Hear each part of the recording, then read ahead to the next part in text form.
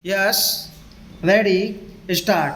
It is today a rare day in my life having to introduce a friend of 50 years from whom I have borrowed a great deal, from whom I have learnt a great deal. I think it was Lord Keynes who said that in human affairs one should not minimize the role of wasted interest, but he had the courage to say that, in his view, in the long run, ideas are probably more influential than wasted interests. Professor Sen's writings in his life, his work, are a standing moment to the living truth embodied in Lord Keynes, that famous quote, when I was a student at Cambridge, and this I have mentioned very many times, an old book of Professor Pigu influenced me a great deal, and that was the opening chapter of his Economics of Welfare, of which he stated, when we study economics, our impulse is not philosophers' impulse, knowledge for the sake of knowledge, but for the healing touch that knowledge directly or indirectly may help to bring. I think in our times we have seen Professor Sen's writings have influenced not only national policies but also the way the world thinks about issues of development, about poverty, about inequalities, gender inequalities in particular. In all these areas, Professor Sen has been a great pathfinder. Wonder, I believe, he once said, is the beginning of philosophy, and I go back to Pig when he said, it is not wonder but the social enthusiasm which revolts against the joylessness of withered life and the filth of mean streets, which is the beginning of the economic science. Professor Sen is no ordinary economist.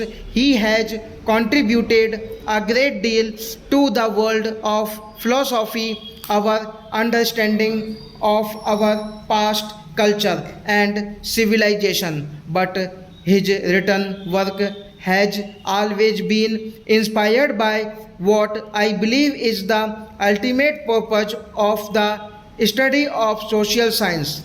So it is for me a real pleasure to be associated with this function of for yet another reason. When I went to Washington, I came to know in a manner which I was not known to me before, how much the world looks up to India as a laboratory for the successful functioning of a democracy in a country of billion people with a great diversity, where all religions of the world are represented, where we take pride in languages as our national languages. When the President of the United States introduced me to his wife, and he said to her,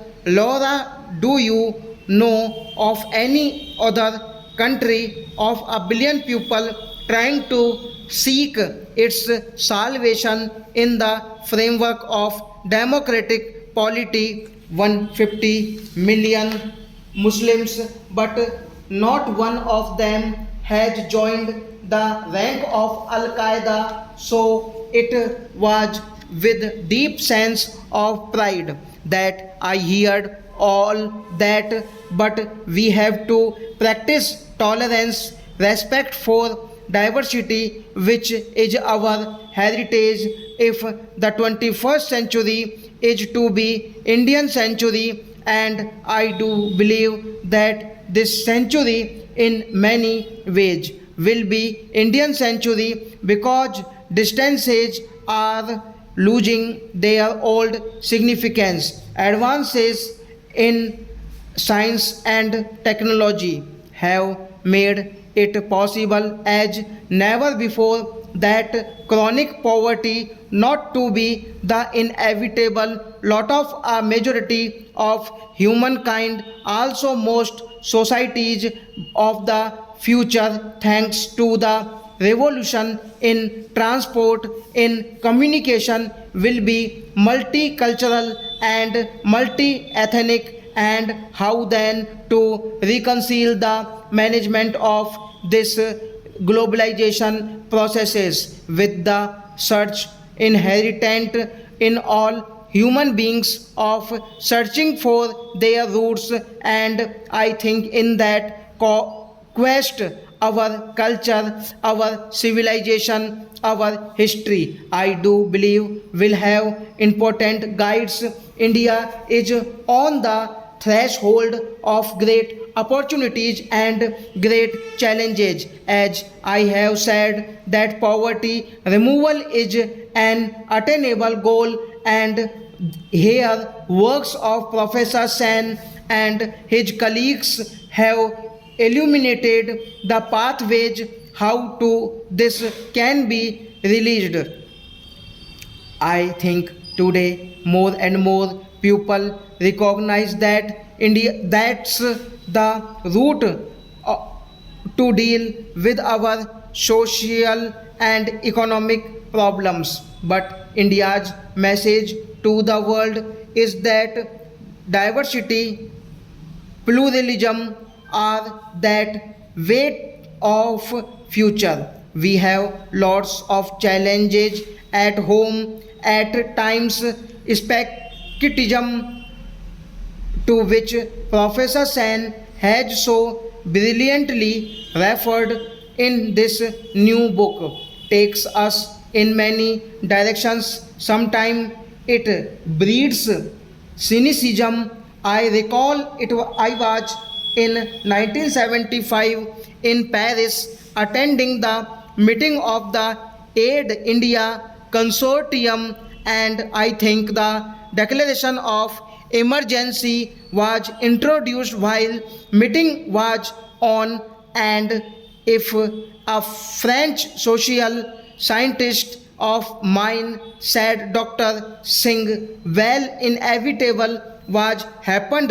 Liberal democracy is not meant for people at low standards of living that India has. So this is a luxury you cannot afford, and you have proved that skeptics, right? For 57 years we have kept the faith with some aberrations, but a lot has to be done. I think the thinking segment of our population has to give this lead the eternal India and essence of Indian culture and civilization. And here Professor Sen has captured the true essence of what it is. Stop.